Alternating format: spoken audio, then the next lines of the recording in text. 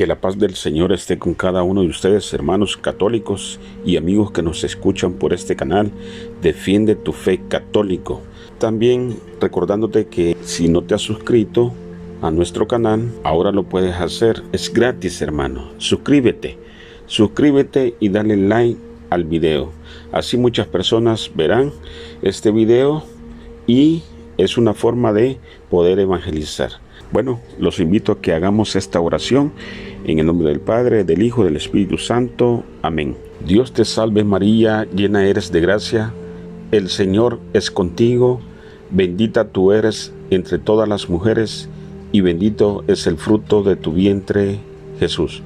Santa María, Madre de Dios, ruega por nosotros pecadores, ahora y en la hora de nuestra muerte.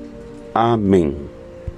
Bueno, hermanos y amigos, aquí les dejo otro video más donde un sacerdote nos explicará si la misa de Novus Ordo es válida o inválida. Así que deja tus comentarios, son valiosos tus comentarios, ¿verdad? Queremos saber qué opinas tú sobre estas misas nuevas que se hicieron en 1969. Bueno, los dejo con el sacerdote explicando de la nueva misa. O sea, son cosas muy importantes. Es para salvarse, la fe es necesaria para salvarse. Sin fe es imposible agradar a Dios. El que crea y se bautizare se salvará, y el que no crea se condenará, dijo nuestro Señor. O sea, son cosas. Eso es lo que nos separa, y no es que nos separa para tirarlos al infierno, sino justamente para traerlos a la verdadera fe, que es la verdadera misión de la Iglesia. Ir y predicar a las naciones y traerlas a la fe y al bautismo.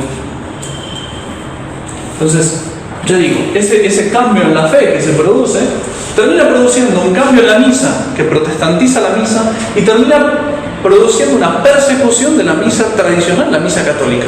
No estoy distinguiendo, son la misma. La misa católica, la misa tradicional, es la misa de la Iglesia. Me refiero católica porque es la que expresa la fe católica. Eso. La misa nueva expresa la fe protestante, y todo lo que tenía de muy católico fue recortado, como decíamos recién. Bueno, eso yo digo, si les dio duda, escuchen de nuevo la charla anterior, escúchenla, porque ahí está un poquito el desarrollo en la estructura de la misa y en los detalles de la misa, pues ahí también lo tienen en el papel que les estoy dando, en unos cuadros de la página 5 en particular. Ahora vamos al apéndice. Validez o licitud de la nueva misa. ¿A qué le hace pensar en esas dos palabras, Oscar? Validez. ¿Cuándo una misa es válida? O pensemos en otra cosa, pensemos en un bautismo. Un bautismo válido, ¿qué tendría que producir?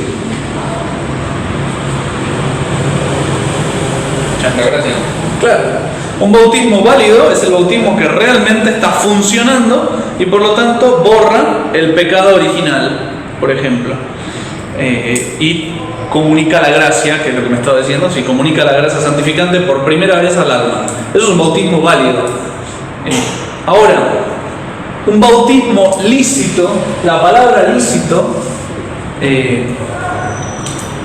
digamos así, traducida de modo sencillo, significa bueno, que no solo está produciendo lo que tiene que producir, sino que lo hace de modo bueno. Por poner algo, un ejemplo evidente, una cosa es tener hijos dentro del matrimonio y otra cosa es tenerlos fuera del matrimonio. Un hijo en el matrimonio es válido, nace el hijo, produce el hijo, pero también es lícito, o sea, hay un sacramento, hay una bendición de Dios, es el modo normal de formar una familia. Fuera del matrimonio hay un hijo, es válido, pero es completamente ilícito, o es un adulterio si está casado, o es una fornicación, y entonces es un hijo que se llama normalmente hijo bastardo o hijo ilegítimo, hijo natural. La palabra bastardo ahora nos suena a un insulto, pero era un modo normal. Justamente llega a ser un insulto porque es algo fuera del orden normal. Pero la palabra bastardo justamente se usa no por un insulto, sino porque es el modo normal de designar a un hijo tenido fuera del matrimonio. Padre, ¿y eso quién lo define? ¿La iglesia que dice si es algo lícito o no? Sí. O sea, por un lado la naturaleza de las cosas. Sí. Yo no puedo, o sea, una misa sacrílega, satánica, la misa satánica, que saben lo que es una misa satánica, es un horror. O sea, buscan a un sacerdote, verdadero sacerdote, que sabe bien las palabras de la consagración, sabe cómo usar, hace bajar a nuestro Señor para blasfemar, para pisotear la hostia, para hacer un montón de porquerías horrorosas, normalmente son orgías, esas cosas. Es válido. O sea, ¿Cristo está bajando al altar o no está bajando al altar? Sí, porque saben exactamente qué hacer para que Cristo baje al altar. ¿Es lícita? No, evidente que no. Una misa satánica es una misa que está haciendo bajar a nuestro Señor para maltratarlo, para ofenderlo, como si lo estuvieran crucificando de nuevo en la cruz. ¿Cristo está en la cruz? Sí, pero hay modos de estar cerca de la cruz y modos, ¿no? Uno puede estar como los judíos que blasfeman, puede estar como los que lo están clavando en la cruz, o puede estar como la Virgen Santísima rezando. Ya digo, la licitud, hay reglas que la Iglesia pone en muchas cosas, pero que dependen de la naturaleza de las cosas. Por ejemplo, estoy pensando en el bautismo. La Iglesia pone como regla normal de que el bautismo no lo haga. Ustedes saben que el bautismo en caso de necesidad lo puede hacer cualquier laico, no hace falta que sea un sacerdote. Si hay posibilidad y hay tiempo, lo tiene que hacer el sacerdote, es obligatorio. Pero si hay necesidad, lo puede hacer cualquiera porque es un sacramento muy necesario. Entonces las enfermeras, era muy normal que si había un peligro de muerte y no había un sacerdote cerca, pues que bautizaran al niño. Bueno, la Iglesia permite eso justamente por la salvación de las almas. Pero si no hay un peligro de muerte, yo no tengo ganas de ir al cura, voy a bautizar a mi hijo en la casa. Si yo lo hago, ¿queda bautizado el hijo? No. Sí. Sí, si yo sé bautizar, que digo las palabras, uso el agua, y tengo la intención de hacer lo que hace la Iglesia, yo soy un ministro, yo puedo bautizar y realmente quedaría bautizado. Eso es como lo que se explica en los sacramentos, Padre, que sean la materia y la forma correctas. Esto que está escrito acá, exactamente, sí. Pues, Mientras esté materia, forma, ministro e intención, o sea, sabemos que cualquiera puede ser ministro del bautismo, cualquiera puede bautizar. Pero la Iglesia dice, oiga, eso solo en necesidad, háganlo. Entonces, es completamente ilícito que yo, si no hay una necesidad, si no hay un peligro de muerte, es completamente ilícito que bautice a mi sobrino o a hijo de vecino. No, venga, el cura está ocupado, venga acá que yo lo bautizo. Nos ahorramos el problema. Sí, que puede ser que el sacerdote tarde un año en llegar, bueno, por las dudas se bautiza para que no esté, no sé, qué sé yo, una cosa así. Podría ocurrir. El caso es que si no hay nada de eso, es completamente ilícito, aunque es válido, la persona queda bautizada. Pero ¿qué pasa? Cuando yo hago eso, la persona queda bautizada, pero yo estoy cometiendo un pecado. ¿Y si un sacerdote le autoriza a uno, en caso de no haya sacerdote, ya vamos a otro caso, vamos a los casos evidentes, ¿sí? Vamos a los casos evidentes. O sea, hay muchas veces, lo que quiero señalar es que hay casos en que muchas veces es válido, pero es completamente ilícito. Como digo, una misa sacrílega. O sea, una misa sacrílega casi seguro que es válida porque tiene muy claro, saben mucho más claro que a veces los sacerdotes modernistas saben mucho más claro qué es lo que se necesita para la validez. Pero por supuesto que es completamente ilícito. La misa católica hace muchas cosas que no son, ¿no? O sea, siempre se bautismo y cosas así. Por ejemplo, que entre un ministro que dice ni bautiza a un niño, eso es válido, ¿no? Pues válido, pero es no lícito. No entiendo la pregunta. Así yo me sé. Esto. ¿Qué está hablando? ¿De nosotros o de los modernistas? De los modernistas. Los modernistas hacen un montón de cosas que están mal. Por ejemplo, la distribución de la comunión. La tendría que hacer el sacerdote. Sí, díganme, si usted agarra a nuestro Señor y lo traslada, ¿lo está llevando? ¿Se está moviendo a nuestro Señor? Sí. Entonces, válidamente lo estoy moviendo, digamos así. ¿Es lícito? No, yo no tengo derecho a tocar a nuestro Señor. No. ¿Sí? O sea, hacen un montón de cosas que no son lícitas que pueden ser válidas. Entonces, me interesa distinguir primero eso. Digamos así, la validez en la misa ¿Es Cristo baja al altar o no baja? Va. Entonces, ahí está lo que uno tiene que ver primero, ahí voy a explicar. ¿Y la licitud, es buena o es mala esa misa? Mala. Bien, entonces vamos paso por paso. Cristo baja al altar, bueno, desde que se den las condiciones, que son estas 4 que están acá, están explicadas en el catecismo, se fijan en la parte de los sacramentos, ¿qué se necesita para que un sacramento funcione? ¿Qué se necesita para que las palabras de la consagración, digamos así, hagan que Cristo baje al altar? Se necesitan estas 4 cosas. Materia, ¿yo puedo consagrar sidra en vez de vino?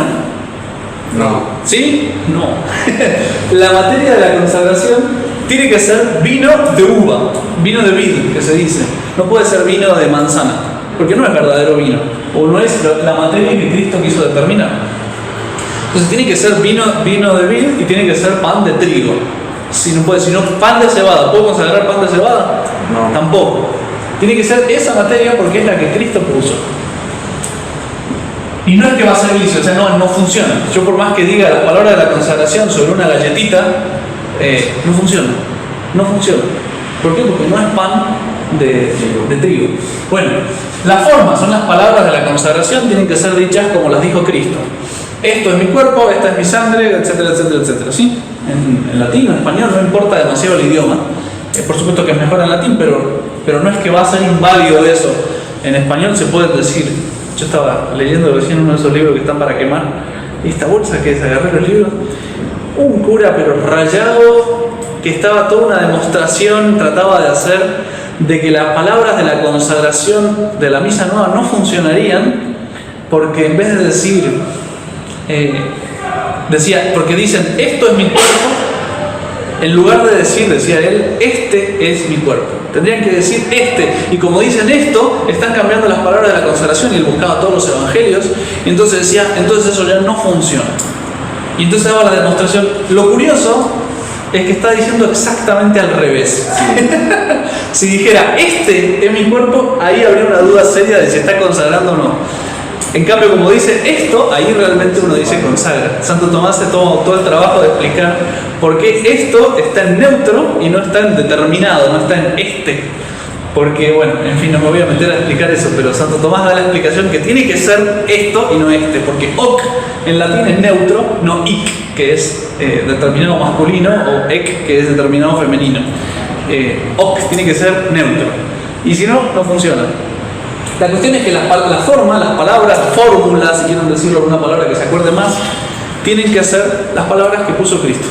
Eso es fácil, bueno, se lee en el misal, son esas. Ministro, pues, si usted, Alexia, quiere consagrar y agarra un pedazo de pan y dice, no, este pan es de trigo, y yo me sé las palabras de la consagración, además las voy a leer, dice, hoc, en latín además, hoc est enim corpus meum, ¿consagra? No. ¿Por qué? Porque es una tienes. No, porque tú eres, no tiene como la Claro, no tiene el poder, más que permiso, no tiene el poder. Usted no puede convertir el pan en el cuerpo de Cristo porque no es sacerdote.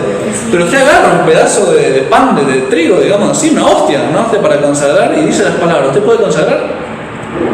Pues. ¿Lo intentó alguna vez? No puede, evidente. Va a seguir siendo igual de pan que antes. Porque hace falta el ministro. El bautismo sí lo puede hacer cualquiera porque es un sacramento de la necesidad y Cristo lo permitió, lo dio. Pero para la consagración y para la misa solo puede ser el sacerdote. Y si es otra persona, no funciona. Y si el sacerdote no es verdadero sacerdote, no consagra. Por más que se vista de negro y tenga todas las cosas, tampoco funciona. ¿Sí? Supongamos que en la misa pues vamos a tener estas 3 cosas normales. Supongamos que en la misa no vamos a tener estas cosas normales. Además, hace falta algo importantísimo, que es la intención de hacer lo que hace la Iglesia. Dicho de otra manera, la intención de consagrar. Si yo no tengo la intención de cambiar ese pedazo de pan en el cuerpo de Cristo y la intención de cambiar esa copa de vino en la sangre de Cristo, no consagro. Y eso es un problema que cada vez va a ser más frecuente en las misas nuevas. Normalmente, si están estas 4 cosas, que pueden estar, sin problema, la misa sería válida, es decir, Cristo baja al altar. Pero ¿qué ocurre? La fe, justamente porque el rito es protestante y los protestantes no creen en que Cristo baje al altar. O sea, el rito de la misa no me está garantizando la intención de cambiar el pan en el cuerpo de Cristo y el vino en la sangre. Y además de que toda la formación sacerdotal en los seminarios tampoco le garantizan la fe en la transustanciación, en ese cambio de sustancia del pan en el cuerpo y del vino en la sangre. Entonces lo que va a ocurrir con el tiempo es que cada vez va a aumentar las misas inválidas, o sea, misas en que ni siquiera baje Cristo al altar. ¿Por qué? Porque disminuye la fe, están perdiendo la intención y por lo tanto cada vez va a haber más misas inválidas.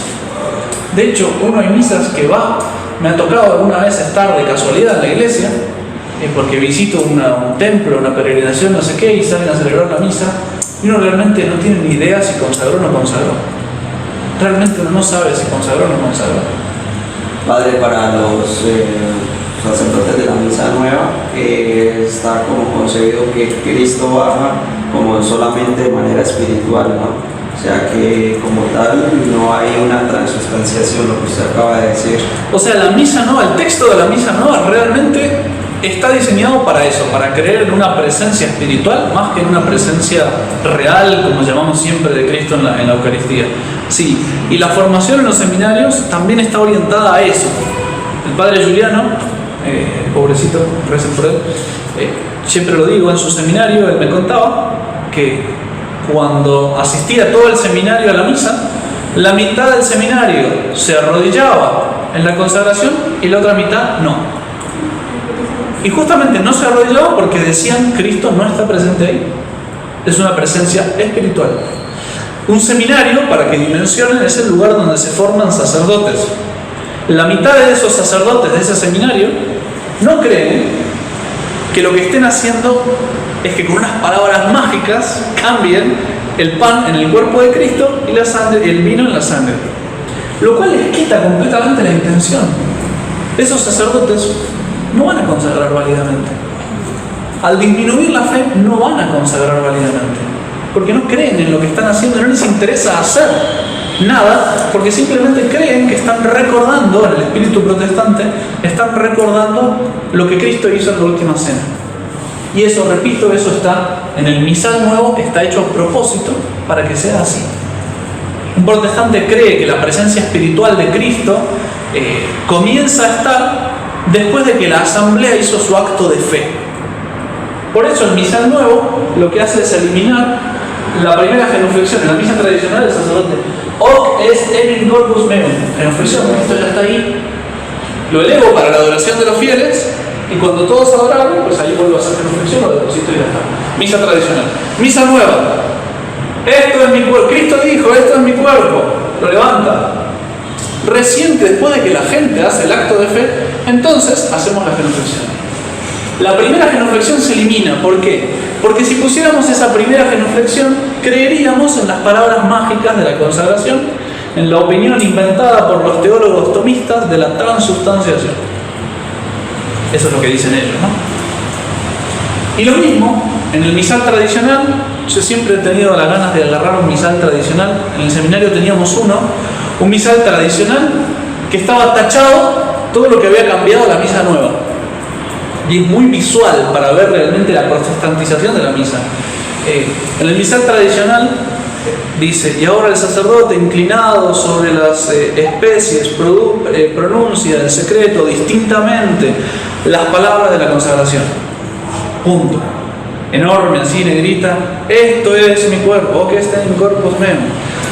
Y ahora después, inclinado sobre el cáliz, lo levanta un poco, todo está clarísimo para que el sacerdote tenga en cuenta, oiga, usted ahora tiene que consagrar, no está en una narración. No está contando un hecho pasado, usted tiene que hacer algo y es muy importante que lo haga bien, entonces le da todas las reglas de cómo tiene que hacerlo. Todo eso está en letra roja y no se lee en voz alta, pero el sacerdote lo va mirando a ver qué es lo que tiene que hacer.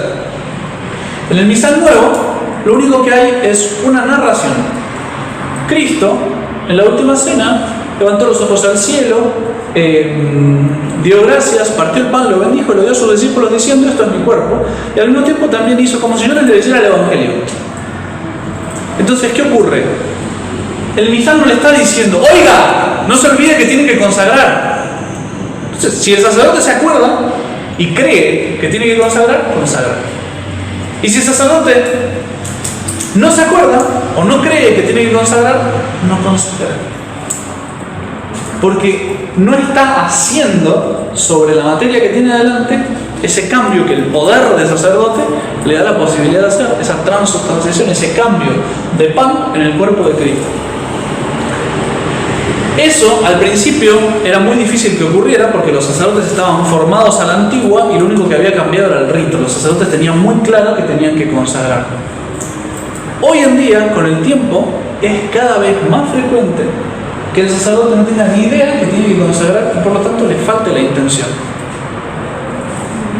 Entonces, cada vez hay y cada vez va a haber más misas inválidas. Porque el rito no nos obliga y la formación sacerdotal es desastrosa. Es desastrosa. En todo el mundo, no se salva. Si hay sacerdotes que quieren hacer las cosas, no es gracias al rito, ni gracias a su formación sacerdotal, sino gracias a lo que ellos, por su estudio personal o por sus convicciones personales, todavía mantienen por inercia de la Iglesia Católica. Realmente no están preparados para consagrar. Yo se lo digo sin exagerar, un sacerdote en el seminario, sacerdote moderno que se estaba acercando a nuestro seminario, un padre que gracias a Dios colabora con nosotros hoy en día, un sacerdote hablando con los sacerdotes, había entrado en confianza, ya había venido varias veces. Padre, dígame, ¿es verdad que Cristo empieza a estar en el altar en el momento que uno termina de decir las palabras de la consagración? Sí, padre, claro. Yo lo sabía. Nunca le habían dicho eso en el seminario. Nunca le habían dicho eso. Y yo lo sé de primera mano, o sea, lo conozco al sacerdote. Y después caminando por ahí, claro, en un salón, el salón de conferencias, teníamos un altar trucho, digamos así, donde los diáconos practicaban la misa, la celebración de la misa. Y caminando por el claustro, ve a este diácono, ¿qué está haciendo? Ah, vale, está practicando la misa. Ah, ¿ustedes practican la misa? Porque yo cuando me ordené me dijeron, usted ya la vio muchas veces, vaya y celebre. Pero eso es lo normal. No estoy hablando de una excepción. Es lo normal hoy en día en la misa. Sí, es que el sacerdote no le da la importancia que se debe a la misa. Es que no saben qué es un sacerdote. No saben que un sacerdote es el que tiene que celebrar el sacrificio y el que tiene que consagrar. No saben. Les pasa exactamente lo mismo con el sacramento de la confesión. Jamás le dijeron directamente, y se lo dieron como dogma de fe, que la confesión borra pecados. La confesión, los sacerdotes hoy en día, salvo que sea un sacerdote que por su cuenta haya aprendido algo, la confesión hoy en día es una cuestión psicológica. O sea, es el psicólogo. Usted ve al psicólogo, charle, cuente sus cosas y uno trata de ayudarlo. Una cuestión puramente humana. No se trata de agarrar y dar una fórmula de la absolución que borre sus pecados si hay suficiente arrepentimiento. Y les va a pasar.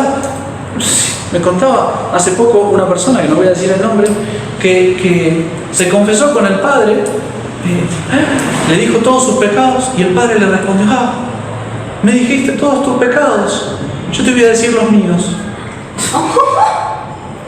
¿Qué? O la más clásica, muy común, no, eso no es pecado, eso es normal, eso es natural. Sobre todo cuando se habla de pecados de impureza.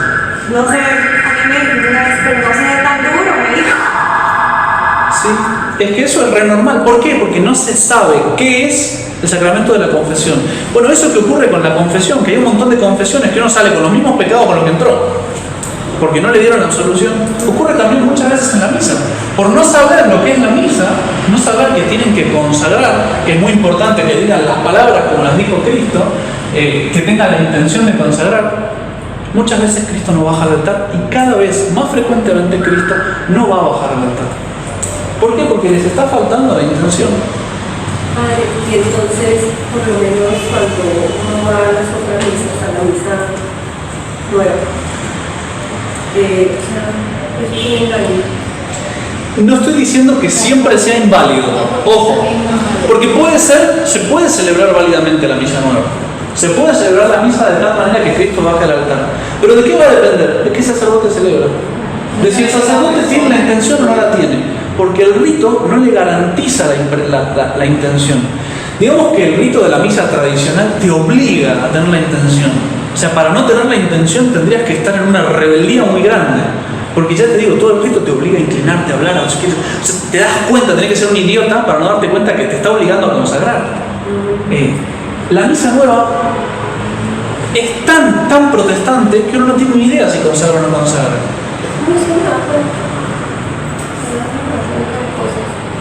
Es tremendo, es tremendo. Padre, pero uno ahí ante eso, si uno no sabe la intención del Padre, ¿cómo hace? Es que ese es el tema. Ese es el tema. La mayoría de las veces uno sale con una angustia más grande que la que entró. ¿Será que Cristo está o no está? ¿Será que el sacerdote quiere consagrar o no quiere consagrar? Es que se le quita la mano, pero uno como hace por lo menos para reunir. Bueno, yo voy a seguir con todo ese asunto, pero vamos paso a paso, dijo un director técnico argentino. Mostaza Merlo. Paso a paso, no tiene la voz destruida. Entonces. Bueno, licitud. Bueno, vemos que puede ser válida, pero con el tiempo cada vez va a ser más inválida. Toca ver qué sacerdote celebra en la práctica para ver si Cristo baja o no baja. Pero suponiendo que Cristo baje, pregunto, ¿la misa esa es buena o es mala? Mala. Es mala, ¿por qué? Porque dicho en lenguaje crudo, perdón, pero me parece que es muy claro, es una misa que nace del adulterio de la Iglesia con Lutero, del adulterio de la Iglesia con los protestantes. Cada misa es un acto de adulterio de la Iglesia con los protestantes. Cada misa nueva produce como hijos bastardos, en el sentido ese de hijos ilegítimos, hijos fuera del matrimonio, estos sacramentos protestantizados. Entonces, ¿es buena o mala? Claramente mala. O sea, así como los hijos fuera del matrimonio son un pecado, por más que los hijos vengan y pobrecitos no tienen la culpa, bueno, lo mismo ocurre con la misa nueva. Es claramente mala, celebrarla y asistir es claramente un pecado. Cuando uno tiene claro lo que está haciendo, aunque Cristo pueda bajar al altar como los hijos pueden venir fuera del matrimonio.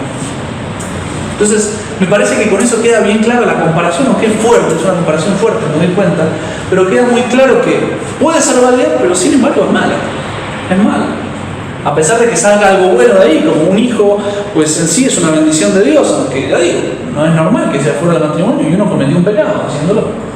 Bueno, entonces, si es válida, pregunta que me hacían recién, ¿puedo asistir? Bueno, si tengo en cuenta que Cristo baja para ser maltratado, que la mayoría de las misas son sacrílegas, pensando simplemente en la comunión en la mano, por ejemplo. Aunque yo no comulgue en la mano, pero ¿cuántas personas comulgan en la mano en esa misa como si nada? Bueno, pues yo me estoy haciendo cómplice, porque yo, como si nada, acepto eso, o no digo nada. O sea, yo estoy compartiendo, le estoy acolitando al otro el sacrilegio de comulgar en la mano. Y eso de comulgar en la mano es una parte del sacrilegio que ustedes se dan cuenta. Pero el sacrilegio con las partículas, por ejemplo, de la hostia, no solo hay gente que se le cae. O sea, en el altar, en la misa tradicional, hay un respeto infinito por las partículas de la hostia. Si ustedes comulgan en la boca en la misa nueva, ¿les ponen bandeja de comunión abajo? No. Bien, primer punto, no les ponen.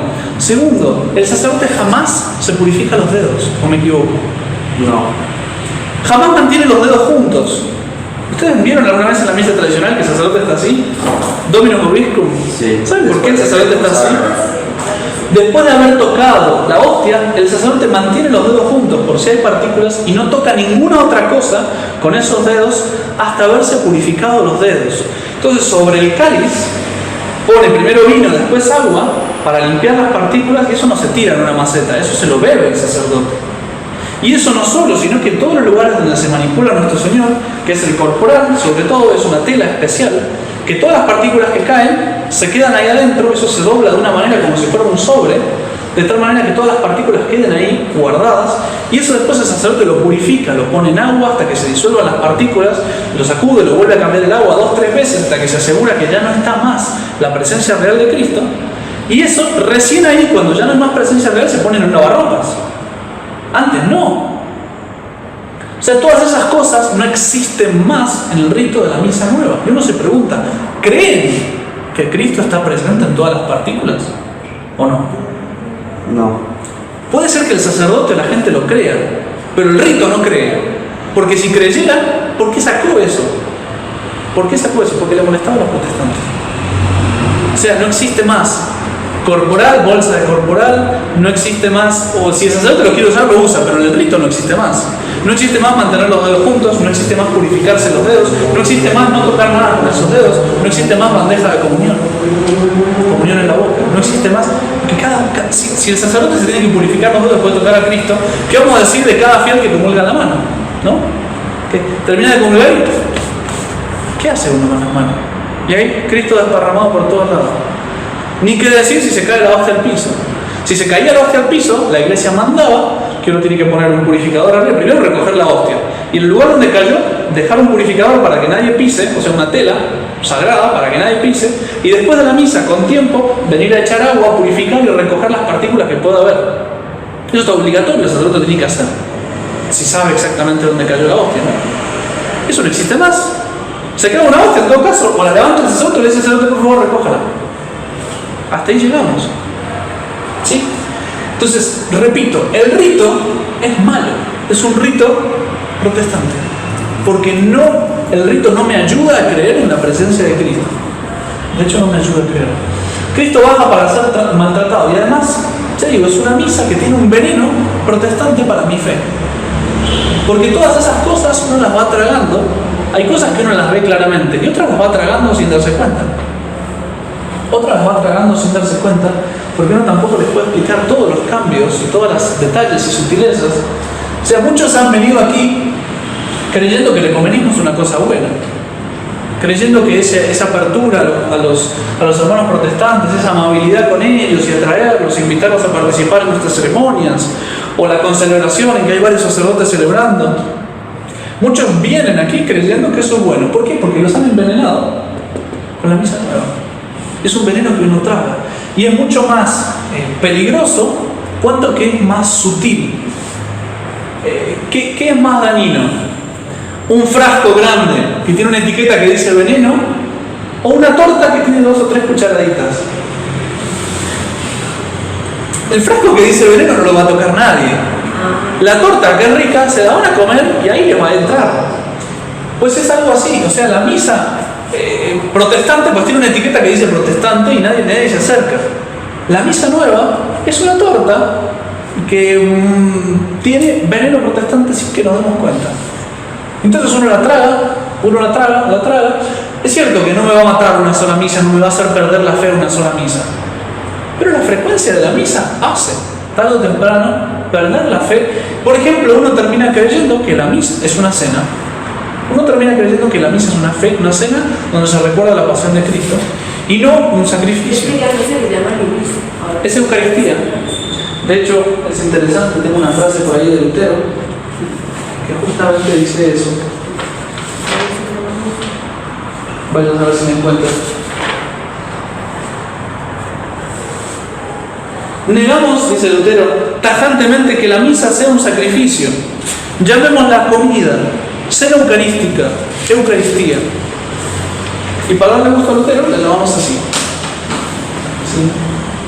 Es que lo que uno tiene que tener muy claro es que yo no puedo rezar como rezaba Lutero sin convertirme en protestante con el tiempo. Yo no puedo rezar igual que él y mantener igual de intacta mi fe católica. Porque él reza así porque no cree en un montón de cosas. Yo voy a terminar tarde o temprano en volverme protestante. Y por último, pues repito, tercera razón, no solo es suicida beber ese veneno, aunque sea un veneno a largo plazo, que tengo que beberlo durante 2 años para que pierda mi fe, o 10 o 100, o mis hijos tal vez, que no tienen el antídoto que tengo yo, porque por ahí yo fui formado en un verdadero catecismo, pero mis hijos no. Y eso se ve muy claro en los niños, fácilmente, o tardan años en sospechar que Cristo puede estar realmente presente ahí, porque todo se trata como si fuera pan bendito. Entonces, el veneno es mucho más poderoso en el que no tiene, digamos así, claras las cosas. Bueno, y por último lo que decía, cada misa es una fornicación realmente entre la iglesia y Lutero. O sea, es un adulterio en el que, ya digo, nacen esos hijos ilegítimos. Yo no puedo acolitarle ese adulterio a mi madre. Si lo oiga, qué bueno, qué lindo que lo está haciendo. No, es un pecado. Y si el sacerdote viera claramente lo que está haciendo, que muchas veces hay una ignorancia muy grande y no es que tengan mala voluntad, lo hacen porque creen que es lo bueno. Y ya digo, esto no estoy haciendo un juicio sobre las personas, sino sobre los rituales, los hechos, las verdades o mentiras, digamos así, o errores. Pero yo, que veo claras las cosas, yo no puedo acolitarle ese adulterio, yo no puedo acolitar esa protestantización de la misa. Por más que se celebre con todo, entre comillas, con todo el respeto. ¿Por qué? Porque el problema es el rito. El rito ya está cambiado a tal punto que el sacerdote que mejor quiere celebrar tampoco hace lo de los dedos, tampoco tiene el corporal, tampoco va a poner una bandeja de comunión para dar la comunión en la boca. Y eso estamos hablando del mejor cura que quiere hacer las cosas mejor. Por supuesto, en su intención, no digo que esté cometiendo un pecado, porque si no sabe y lo quiere hacerlo mejor es otra cosa. Siempre para cometer un pecado uno tiene que saber que algo está mal y querer hacerlo igual. Si uno no sabe, pues tiene su ignorancia que los protege. Pero el que sabe no puede acolitar eso. No puede acolitar eso. Porque es un acto malo. Es un acto malo. En sí mismo es un acto malo. Es una misa envenenada que, ya digo, es un hijo bastardo de la Iglesia Católica. Es un hijo ilegítimo. Es un hijo fuera del matrimonio entre la Iglesia y Dios. A la Iglesia con Lutero. Y esto que digo con Lutero es lo oficial. Pero esto mismo, por ecumenismo, la Iglesia, lo que se llama inculturación, que seguramente habrán escuchado hablar alguna vez, y si no, pues lo digo, es totalmente alabado en la Iglesia Católica de modo oficial lo que se llama inculturación. Cuando se va a una cultura animista en África o no sé qué religión, pues tratar de meter en la liturgia cosas de la religión del otro. Eso es algo alabado como bueno, un espíritu abierto, que es por ecumenismo, justamente por ver lo que nos une y dejar de lado lo que nos separa, que es la fe católica. Entonces, meter dentro de la liturgia cosas de la cultura y de la religión del lugar donde estoy yendo es muy alabado. Y en ese espíritu hay que entender lo que Francisco hizo de la Pachamama, de poner las estatuitas de la Pachamama en el altar. Es una inculturación y está dentro del espíritu. O sea, no es que Francisco es un loco que salió de la noche a la mañana y quiso hacer esas cosas. No, viene siguiendo la línea. Viene siguiendo la línea. O sea, esto está puesto así desde el momento que vino el Concilio Vaticano II. Está puesto así. Y si no me creen, Juan Pablo II hizo exactamente lo mismo. Puso una estatua de Buda arriba del sagrario, del altar. Ya digo, la inculturación es algo que se ve muy bueno. ¿Por qué? Por el principio del ecumenismo, ver lo que nos une y dejar de lado lo que nos separa, que recordemos siempre que lo que nos separa es la fe católica. Entonces estamos dejando de lado la fe para unirnos en una amistad humana, una solidaridad humana, que ya no es la caridad cristiana. La primera caridad es transmitir la fe, por eso salieron los misioneros por todos lados, y mantener esa fe es mi primer deber. Por eso los mártires murieron antes que tirar un granito de incienso a los ídolos.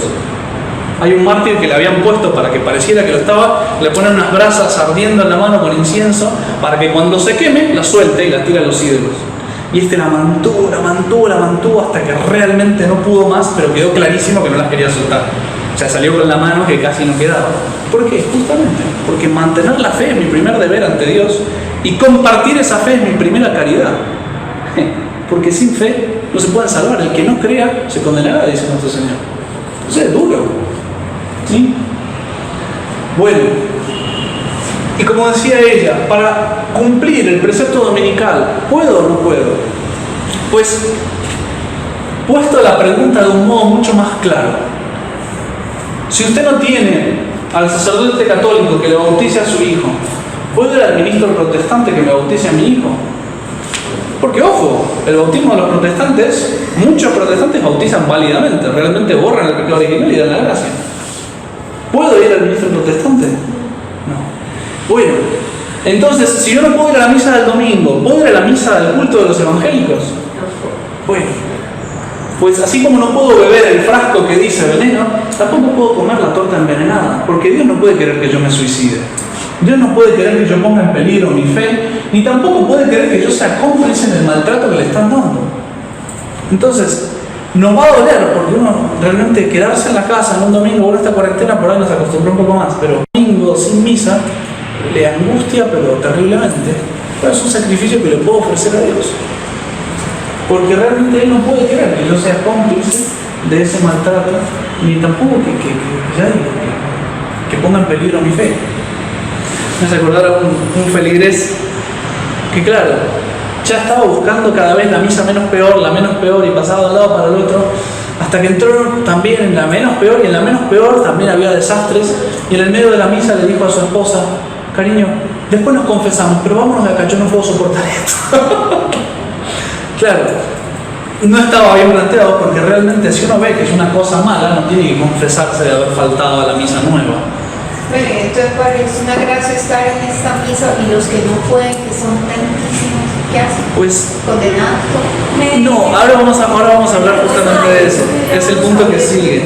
No, condenados no. Porque ya digo, una cosa es el que se da cuenta y entiende que es mala la misa, y otra cosa es el que tiene la ignorancia y cree que está haciendo, porque hay mucha gente buenísima que va a misa nueva y cree que está haciendo las cosas bien por ir a la misa nueva, y Dios las juzgará de acuerdo a su conciencia. Es decir, de acuerdo a lo que ellos entiendan y quieran hacer. Sin embargo, es más difícil salvarse en la misa nueva que en la misa tradicional. Como es más difícil salvarse cuando uno se va a confesar con un sacerdote que no le da la absolución, o que me dice esto no es pecado. Y yo, mi conciencia, por ahí me convence el cura que me dice que no es pecado, pero por ahí no me convence. Yo realmente quiero que me absuelva, el sacerdote no me absuelve. Quiero decir, o sea, todo lo que nuestro Señor puso facilita muchísimo la salvación de las almas. Hoy en día los sacerdotes, por ejemplo, no suelen dar la extremaunción. Es muy raro que el sacerdote vaya a dar una extremaunción, es algo que no sé, que se den las circunstancias, que esté, que conozca a la persona. Envían a un laico, padre. Normalmente envían a un laico que lleve la comunión, y a veces hasta que escuche los pecados, si es que les interesa escuchar los pecados. Eso es muy común. Entonces, hay muchos, yo les digo, y les digo como sacerdote, hay muchos fieles que se salvan solamente por la extremaunción, porque vienen, caen, y a la hora de la muerte, cuando ven la muerte cerca, se arrepienten hasta ahí nomás, y viene el sacramento de la extremaunción y les borra los pecados y los prepara para sufrir, los empaqueta ya para la vida eterna. Y sin la extremaunción tal vez no se hubieran salvado. Y eso es muy normal, es muy común. Entonces, en la misa moderna es más difícil salvarse, por más que uno tenga esa ignorancia. Así como entre los protestantes se condenan todos o no. Sí, claro. No necesariamente. Agarran el catecismo de San Pío X y van a ver que una persona que obra en su ignorancia lo mejor que puede, siguiendo su conciencia, pues empieza a pertenecer al alma de la Iglesia Católica. Aunque no pertenezca al cuerpo, en la medida que ella quiere hacer lo que considera ser la voluntad de Dios, está obrando para salvarse. Ahora, les digo, en la religión protestante es mucho más difícil que ocurra eso que dentro de la religión católica. Los menonitas, padres, son súper tradicionales. ¿Qué días vio reportajes sobre esa comunidad? Son peor que los tradicionalistas. ¿Los menonitas son católicos o no? Ahora me agarró ahí las dos cosas. Menonitas vienen de Holanda y Bélgica, pero son protestantes. Son sectas. O sea, si usted mira un altar anglicano, o sea, es mucho más tradicional que un altar de misa nueva. Eso le iba a preguntar, pero ellos creen que es una cena. Sí. La forma la hacen igual, pero no creen que Cristo esté presente. Además de que hay mujeres sacerdotes. Pero hay unos que son como más sí, son sectas, conservadores. Sí. Hay unos que son más conservadores. Si son sectas no pasa nada. De hecho es Monseñor Lefebvre muchas veces dijo que la reforma de la nueva misa era exactamente igual a la reforma de Cranmer. Cranmer es el encargado de hacer la reforma después del Enrique VIII para que todo el mundo acepte la nueva religión. Entonces el primero que hace es reformar la misa. La reforma de la misa que hace Cranmer, siguiendo a Calvino, es igual que la reforma que se hace de la misa nueva. Igual, es lo mismo. Es esa reforma copiada hoy en día.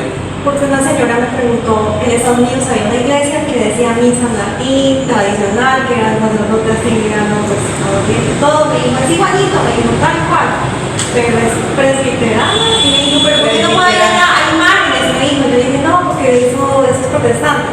Pues, a mí me lo confesó un muchacho que estuvo hace poco en el seminario, en el prelato nuestro, viviendo con nosotros, con la intención de entrar al seminario. que él empezó ateo y empezó a ir avanzando de filósofos y cosas y no sé qué, hasta que encontró la demostración de la existencia de Dios, Santo Tomás, y dijo, claro, tiene que existir Dios. Y fue avanzando, y entró con un amigo calvinista o no sé qué era, no sé si era menonita, porque decía que los ritos le parecieron muy sagrados. Y le había impactado eso, el canto, la belleza del canto, polifonías y el órgano y toda una seriedad, que cuando después fue a la misa nueva dijo, no, esto no puede ser cierto. O sea, le pareció mucho más sagrado lo anglicano, no sé qué era exactamente que la misa nueva. Pero se basa en adornos, porque entonces lo más sagrado es esto. Es que claro, eso es una estética, ¿no? Porque en el fondo creen lo mismo, porque están hablando de una cena. Exactamente. Al menos la otra está en una sí, doctrina. pero quiero decir, la belleza muchas veces ayuda a creer que lo de adentro es bueno, ¿no? A veces es una rubia hueca que no tiene nada, pero a veces es una expresión de lo que hay adentro, ¿no? Con esa belleza que se veía en los rostros de los santos, ¿no? Que de repente estaban iluminados. Los anglicanos se separaron antes del Concilio Vaticano. Muchísimo antes. O sea, que de todas maneras ellos, a pesar de eso, la liturgia, o sea, ¿qué fue lo primero que cambiaron ellos? Aparte de que pues, no respetan la autoridad del Papa y que se podían casar. Rápidamente llegaron a que se pudieran casar los sacerdotes, pero al principio no tanto. Al principio lo que hicieron fue la reforma de la misa. Aquí dicen que ¿Y por qué no lo pusieron de una vez mirando a la gente? Los anglicanos hicieron eso. No sé qué otras variaciones, de dónde salen los menonitas, no sé. Pero los anglicanos la pusieron mirando a la gente y la pusieron en lengua vulgar, no es latín. y se casan también. Sí, se casan, las mujeres tarde o temprano terminan, pero eso tardó tiempo. Que las mujeres pudieran ser sacerdotes y hasta obispas. Sí, eso sí que está más torcido. En fin, la estética parece más tradicional, pero en realidad en el fondo es lo mismo. Pero avancemos porque todavía me faltan cosas por ver y no sé cuánto tiempo llevo. Está bien. Una hora, no se puedo creer. Y recién empecé. Para que me sacan por la rama ustedes. Entonces, ¿puedo asistir a la nueva misa? No. Hay reglas que la iglesia ponía para asistir a la misa. Por ejemplo, o asistir a un culto protestante. ¿Puedo asistir a un culto protestante? No. Normalmente no. Pero hay casos excepcionales en los que se puede. La iglesia llama a esas reglas comunicatio in sacris.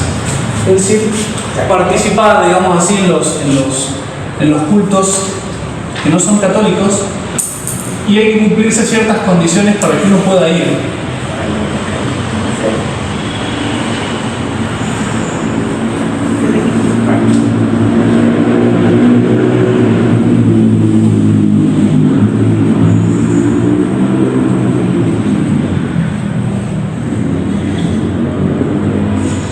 Si yo tenía que asistir, por ejemplo, que puede ser que les pase alguna vez en la vida, o varias veces en la vida, que viene, no sé, murió el esposo de no sé quién, o un vecino que es protestante, y me invitan al entierro protestante, y va a estar el pastor dando el entierro.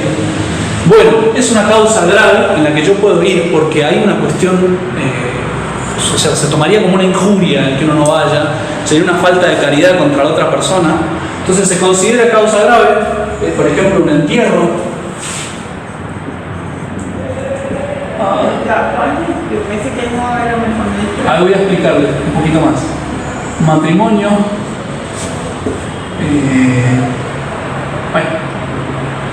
¿Alguna otra cosa por ahí que pueda hacer de esa gravedad, más o menos? O se casa mi vecino. Por ejemplo, de un bautizo protestante. Pausa, porque tengo que ir rápido. Preguntas suspendidas hasta el final. Entonces, hace falta una causa grave, sea que el entierro, murió una persona, o un matrimonio, o alguna otra causa pues semejante, o soy un gobernante y los gobernantes están obligados a ir a no sé qué.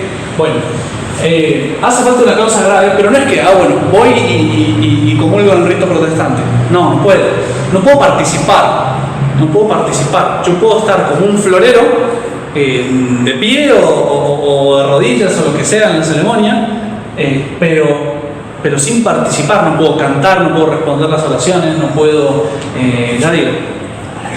no puedo participar en el rito protestante o en el rito musulmán si me invitan al entierro, ¿no? Tengo que estar como un florero pero sin flores. Florero sin flores, porque las flores estarían participando con su adorno. Y no solo eso, no solo tiene que haber una causa grave, no solo no puedo participar, sino que no puedo escandalizar. Escandalizar significa que yo no puedo convencer a la otra persona o no puedo dejar que la otra persona piense que yo estoy participando en el rito.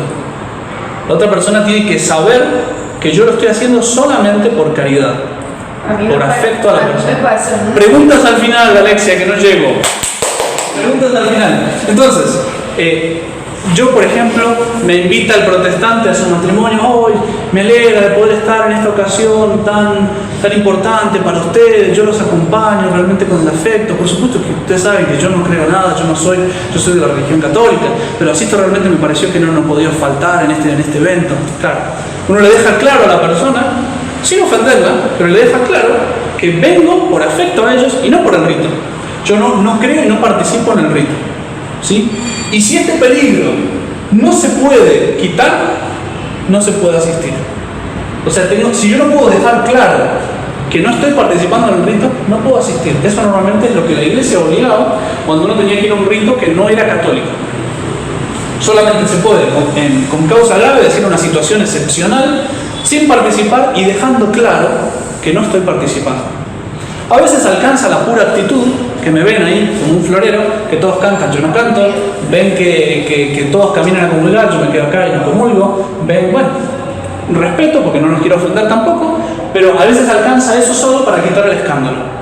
Y a veces no, oh, qué bueno que viniste, que participaste en nuestra ceremonia, no sé qué, no sé cuántos, hace tiempo que quería ver que vinieras a nuestro culto, y no sé qué, no sé cuánto, ¿cuándo venís de nuevo? Si el tipo viene así, pues yo le voy a tener que decir, mire, yo vine realmente por usted sabe que yo no creo, yo tengo otra fe, yo soy de la religión católica, bueno, o sea, tengo que dejarle claro a veces, tengo que evitar el escándalo. Entonces, lo mismo habría que aplicar, esas reglas habría que aplicarlas también a la nueva misa cuando uno tiene claro que es un rito protestantizado, que es un rito que realmente no expresa la fe católica, es decir, que no es un rito católico propiamente dicho. Entonces, pues solamente tendría que asistir cuando hay una causa grave, no sé, la primera comunión de un sobrino, o un matrimonio, o un entierro, o un bautismo, bueno, asistan porque lo van a tomar como una ofensa si no van. Pero no participen y que quede claro en todo caso, mire, es que yo realmente hace tiempo que ya no quiero, cuando veo que se comulga la mano, ustedes le pueden decir eso, cuando veo que se comulga la mano, a mí no me gusta participar. Y es cierto, porque realmente a uno no le gusta participar. No hace falta que le digan su rito de la misa es protestante, no, porque lo van a decir estos de dónde salieron, pero dejar claro que yo no participo más de la misa nueva y si estoy yendo por afecto a ellos. Eso habría que hacerlo, digamos, sería como el modo más perfecto de cumplir estas tres normas. En todo caso, pues si no saben cómo decirle, pregunten a los padres tienen ahí más, no tanto yo, pero tienen más experiencia en qué se puede decir, cómo tener cintura para no ofender, porque es importante no ofender, realmente si uno va es justamente para no ofender, pero dejando claro que no me gusta participar, o sea, realmente yo hace tiempo que ya lo único que asisto es a la misa tradicional porque me parece que se respeta más a nuestro Señor. Bueno, todavía no terminé, así que preguntas al final. Entonces, lo del precepto dominical ya está dicho, realmente santificar en la casa cuando no pueden ir a la misa tradicional realmente le agrada más a nuestro Señor y por supuesto no cometen un pecado si se quedan en la casa porque la única misa que tienen es la misa nueva. No cometen un pecado porque a nuestro Señor no le va a agradar que uno vaya a la misa nueva. No, nuestro Señor acepta ese sacrificio.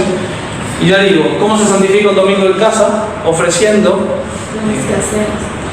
no solo los quehaceres, dedicar un tiempo para Dios semejante al que uno dedicaría viniendo a la misa. ¿Sí? Entonces, a veces lo más práctico y lo más cómodo es ver la transmisión de la misa, si la pueden ver, pero no es que sea obligatoria la transmisión. Pero ayuda mucho porque la transmisión en vivo tiene un horario, me levanto en ese horario, me preparo como para ir a la misa, escucho el sermón, tengo un contacto también para la fe que me ayuda, me uno espiritualmente en el momento que realmente se está celebrando. Ya digo, es un modo quizás el más cómodo y más fácil de santificar el domingo en la casa. Y si eso no les ayuda porque mirar la pantallita de un celular les parece una cosa fea o mirar la televisión para la misa no les gusta, bueno, pues pueden agarrar y dedicar un tiempo semejante al que dedicarían en la transmisión de la misa, pues dedicarlo en algo para Dios. Por ejemplo, el rosario y las lecturas del misal o el estudio del catecismo, que siempre lo aconsejo, para ir adelantándolo, sería bueno, sería hermoso si cada año uno pudiera leerse el catecismo completo, porque son cosas que uno se las va olvidando y tiene que volver a leerlas, y el catecismo es, a medida que uno lo va repasando, va descubriendo profundidades que a primera vista no las vio. Está toda la doctrina de la iglesia, y o sea que no puede faltar algo para meditar ahí adentro.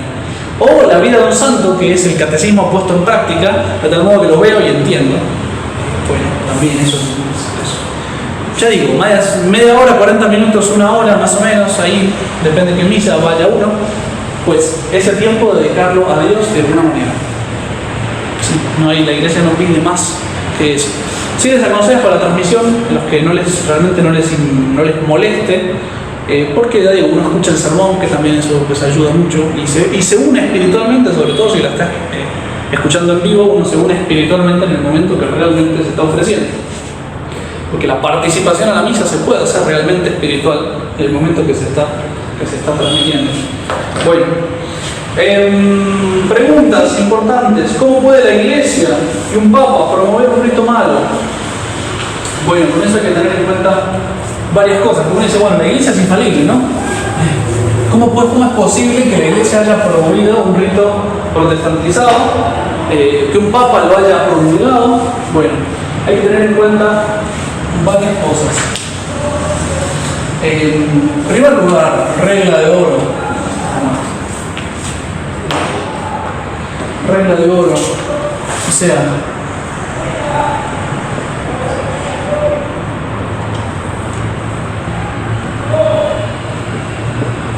una ley mala, una ley que va contra el fin de la iglesia, no puede ser una verdadera ley.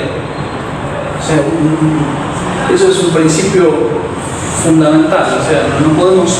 Ahora, para ser buenos católicos tenemos que ser protestantes. No, evidente que no. Eso es un principio fundamental que está atrás. Pero además, si empezamos a mirar en la práctica cómo se dio, podemos decir claramente que la nueva misa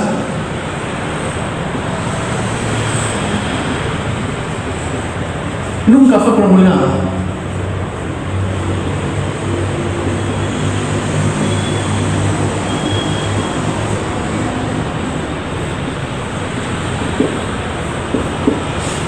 Saben que una ley, para que obligue, tiene que estar promulgada, tiene que estar avisada antes con autoridad, dar un periodo de tiempo, y después de ese periodo de tiempo obliga.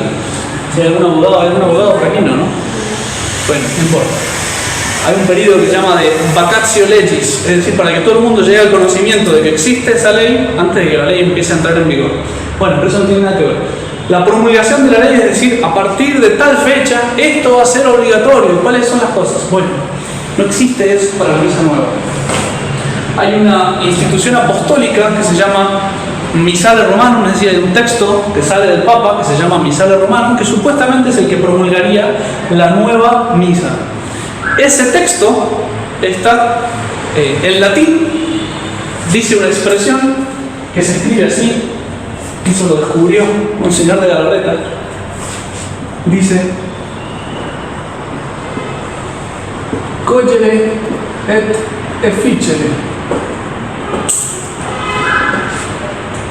Resumiendo y sacando conclusiones. Exactamente, ¿lo leyó recién? Sí, padre. Bien, porque hay dos verbos latinos que se parecen mucho. Uno es cogere, que es recoger o resumir, si quieren ponerlo en una cosa, y otro que es coegere, que creo que va con diéresis, porque si no sería cegere. Coegere, que son parecidos, pero uno significa obligar y otro significa resumir. Si yo pusiera coegere et efficere, yo quiero obligar y hacer.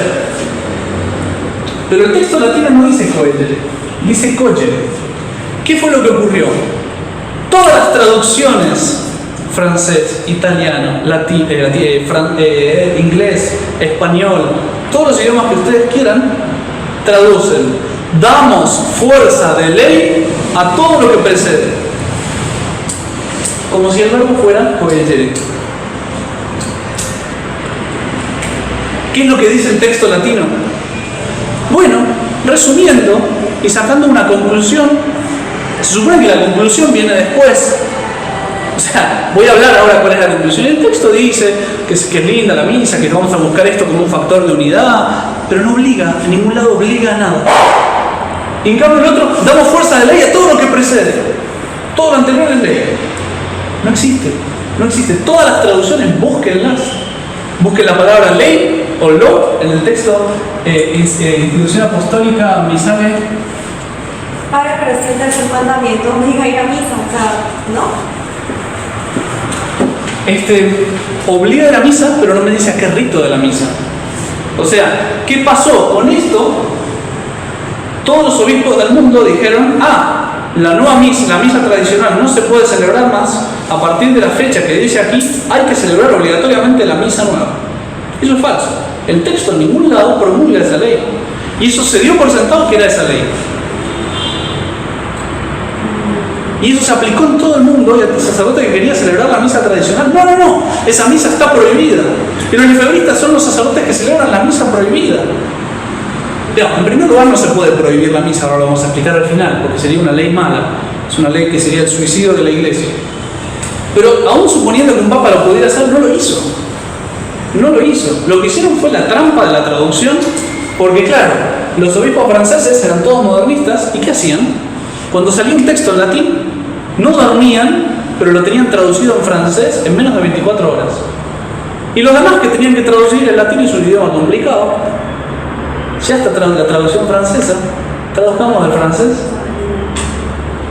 Los franceses hicieron esta trampita, damos fuerza de ley a todo lo que precede, y todos los demás tradujeron, damos fuerza de ley a todo lo que precede.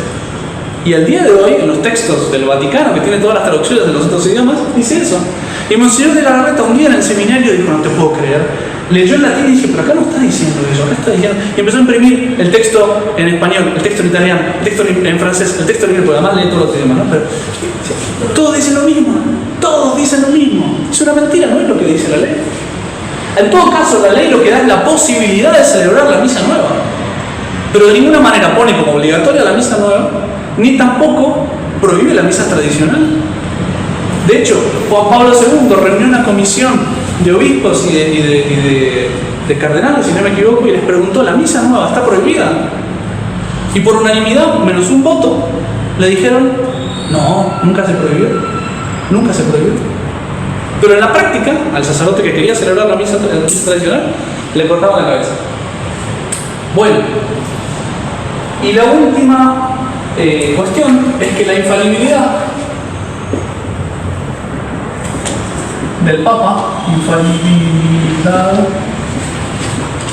Papa, es solamente para la fe. Ay, padre, pero las canonizaciones de los santos son infalibles. ¿Cuándo la canonización de un santo es infalible? Cuando yo demuestro que la santidad de vida del santo es la fe puesta en práctica. Si yo demuestro que la fe está puesta en práctica, o sea que esa santidad es producto de la fe, entonces el sacerdote, el Papa, empieza a comprometer su infalibilidad.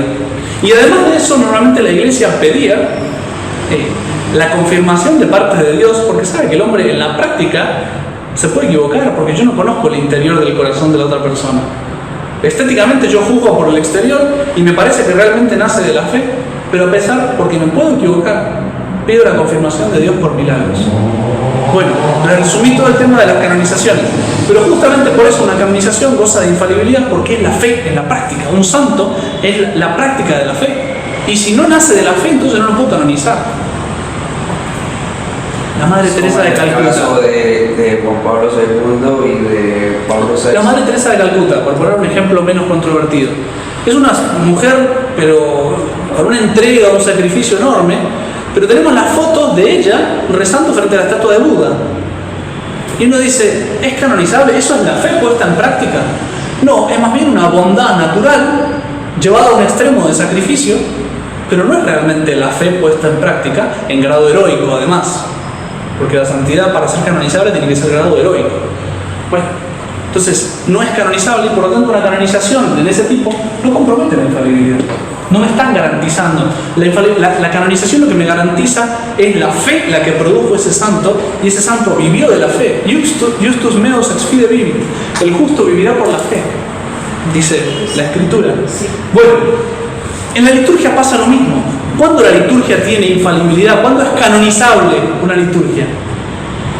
Cuando es la fe la que reza. Cuando la fe católica reza, entonces yo puedo canonizar una liturgia. Y eso es lo que hizo San Pío V a la misa tradicional. Me garantiza que la fe es la que está rezando ahí. Y no solo alcanza con eso, porque digamos que hasta podría haber errores en eso, no los hay. Pero además, como en la canonización se pide la confirmación por milagros, en la liturgia se pide la confirmación de santos, que haya santos que hayan sido producidos por esa liturgia. Y todos los santos de la Iglesia fueron producidos por la misa católica, por la misa tradicional, por la misa de siempre.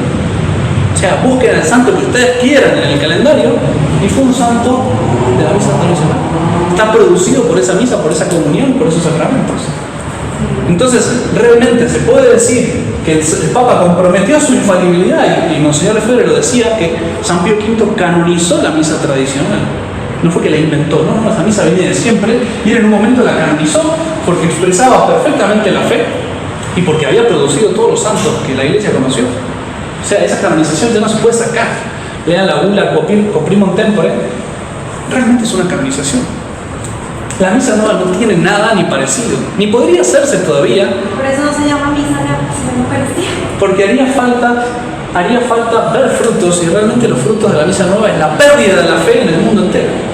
O sea, si ustedes miran el caso, por ejemplo, de Inglaterra, los anglicanos se estaban convirtiendo a millones, no sé cuántos millones al año, o cuántos cientos de miles al año se convertían, no sé si no eran 800.000 y pico, que pasaban del anglicanismo a la religión católica antes del concilio. Después del concilio, cero. Y más bien son los católicos que se pasan al anglicanismo. Eso es fruto de la misa nueva. Y así los números, si se fijan en el primer capítulo de la crisis es fruto de la misa nueva. Busquen ese primer capítulo, reléanlo ahora que tiene más claro lo que sigue y miren los números. O sea, eso es el fruto de la misa nueva. Eso no es canonizable. Eso no puede comprometer la infalibilidad de ningún modo. Además de que el Papa no la quiere comprometer. De hecho, tengo un texto acá que le preguntan a Pablo VI qué valor tiene el rito de la misa nueva en la página 7 y dice: el rito y su rúbrica correspondiente no son en sí mismos una definición dogmática. No gozan de infalibilidad. Son capaces de diversas cualificaciones teológicas, dependiendo del contexto litúrgico al que se relaciona. Tienen más o menos valor dependiendo quién la celebra, cuándo la celebra, en dónde. Porque además ni siquiera hay una unidad. Cada sacerdote hace un poco lo que quiere. Es una acción que no siempre se lleva a cabo exactamente de la misma manera. Es una acción que solo el análisis teológico puede examinar y expresar en fórmulas doctrinales que sean lógicamente satisfactorias. ¿Qué es lo que me está diciendo? Solo el análisis teológico puede decirme qué es. Es decir, los teólogos tendrían que sentarse a estudiar qué valor tiene esto. Porque si fuera infalible, yo les digo, esto están obligados a hacerlo, a creerlo, a practicarlo. Porque la infalibilidad nace, como vimos antes, de la autoridad que el Papa le impone. El Papa le impone la autoridad de Cristo a eso y obliga. Él no está diciendo, no, fíjense ustedes. Eso significa al menos que él no está poniendo nada de su infalibilidad. Lo diga o no lo diga, pero en el fondo está diciendo eso. Bueno, y termino con esto. ¿Puedo asistir a la misa tradicional? Eso, ese apéndice me lo agrega el Papa Francisco, después de tradiciones custodes. Dicho de otra manera, ¿el Papa podría eliminar uno de los 7 sacramentos? No. Podría cambiar, decir ahora a partir de ahora la confesión ya no es más necesaria, no la vamos a hacer más. No. No, porque los sacramentos los instituye Cristo y cuando la institución es divina no se puede cambiar. Hasta ahí quedamos y punto, se acabó. Es cierto que la misa no es solo un sacramento, no digan el Padre está diciendo tonterías. La misa es un sacrificio que produce un sacramento. Es como un árbol que produce un fruto. Por eso la misa pasa un rato y después queda el fruto en el sagrario guardado durante mucho tiempo. El sacramento es la Eucaristía, la misa es el sacrificio, es el rito que produce el sacramento.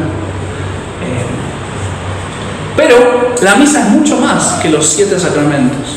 De hecho, lo explica el Concilio de Trento, lo explica Santo Tomás. O sea, todos los sacramentos nacen de la cruz. O sea, todas las gracias que necesitamos vienen de Cristo crucificado a la cruz. Y la misa no es más que la renovación del sacrificio de la cruz. Por eso, en resumidas cuentas, la misa es la fuente de los 7 sacramentos.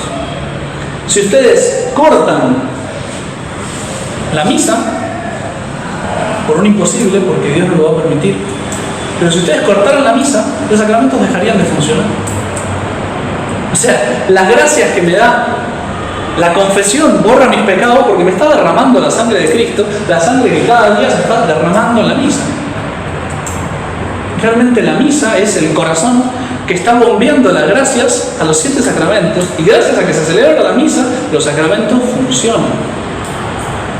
El Papa no puede detener el corazón de la Iglesia porque es el suicidio de la Iglesia, se acaba la Iglesia. O sea, eso Lutero lo tenía bien claro, decía, de momento, yo estoy convencido, dice Lutero en algún lado, que si destruimos la misa habremos acabado con el papado.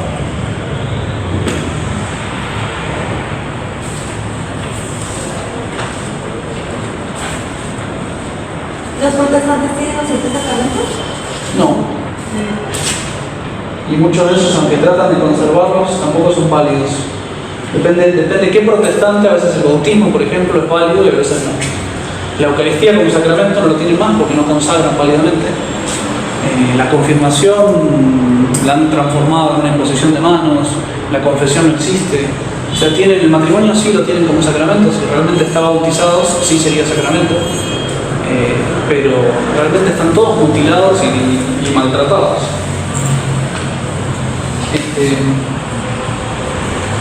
Pues no lo encuentro ahora, pero en algún lado están palabras de Lutero que justamente dicen que cuando destruyamos la misa se acabó la Iglesia, y realmente la intención de él es trabajar de a poquito, que la gente no se dé cuenta que estamos destruyendo la misa, pero hay que ir destruyendo. ¿Qué página? Página 9 del segundo libro. Página 9. Lutero afirmaba, destruyamos la misa y destruiremos la Iglesia. Los masones también tienen como gran aspiración destruir la misa católica. El profeta Daniel habla de que el gran trabajo del anticristo va a ser eliminar el sacrificio perpetuo, no la de la cena perpetua, la del sacrificio perpetuo. El profeta Daniel sabía de qué hablaba. Y será justamente la abominación de la desolación puesta en el lugar santo. Bueno, y si nosotros nos vamos a poner a hacer lo mismo, evidentemente vamos a colaborar en la destrucción de la Iglesia. Y no podemos colaborar en la destrucción de la Iglesia. Entonces, eso pues ahí les dejo para que lean también ese texto que está ahí, que está bastante, me parece más fácil que a veces lo que está en el Catecismo de la Crisis.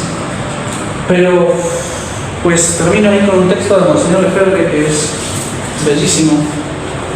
Dice, ninguna autoridad, la última página de todas, ninguna autoridad, ni siquiera la más elevada en la jerarquía, puede obligarnos a abandonar o disminuir nuestra fe católica.